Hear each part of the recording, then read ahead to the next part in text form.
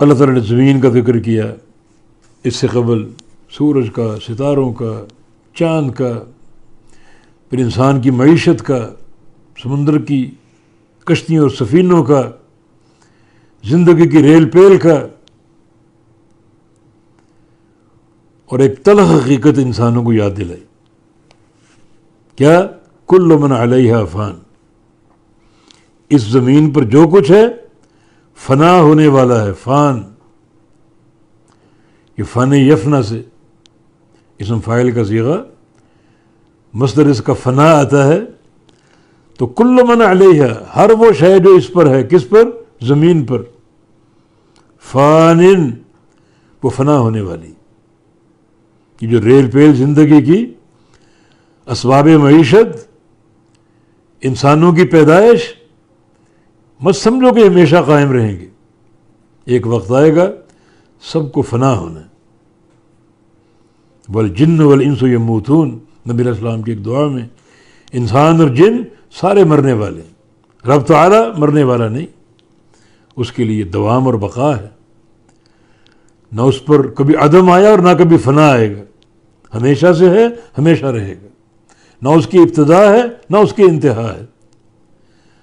باقی ہر مخلوق کی ابتدا اور انتہا ہے، اس کا پیدا ہونا اور پیدا ہو کر کچھ وقت گزارنا اور پھر اس کا خاتمہ، انتہا.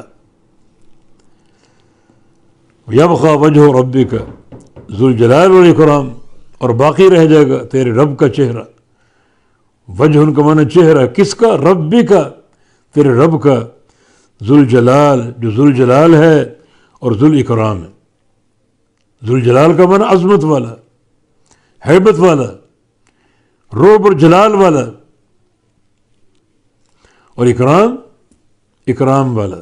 اکرام میں عزت کا معنی ہے، عزت والا یا عزت دینے والا اللہ تعالیٰ ہی ہے.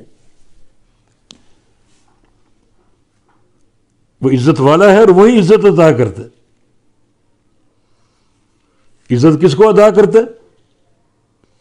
جو اس کے بندے، اس کی اطاعت گزار بندے، ان کو عزت دیتا ہے. یہ دین اسلام، دین پر چلنا، عمل کرنا، یہ سراسر عزت کا مقام اور مرکز اور محل ہے. فَإِنَّ الْعِزَّةَ لِلَّهِ وَرَسُولِهِ وَالْمُؤْمِنِينَ، عزت اللہ کے لیے، اللہ کے رسول کے لیے اور مومنین کے لیے.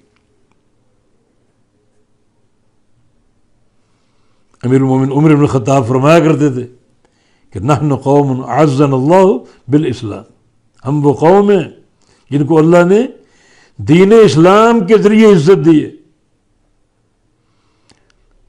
لو طلبناہ فی غیرہ اذلنا اللہ، اگر ہم یہ عزت اسلام کے علاوہ کسی اور نظام میں تلاش کریں گے تو اللہ ہم کو ذلیل کر دے گا.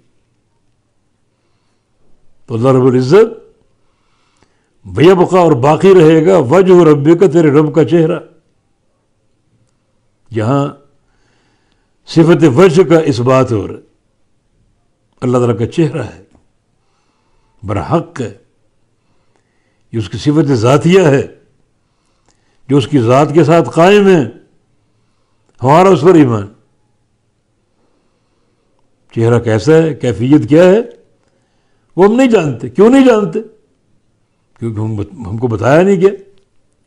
اتنا بتایا گیا کہ اللہ تعالیٰ کا چہرہ ہے، مگر اس کی کیفیت وہ معلوم نہیں.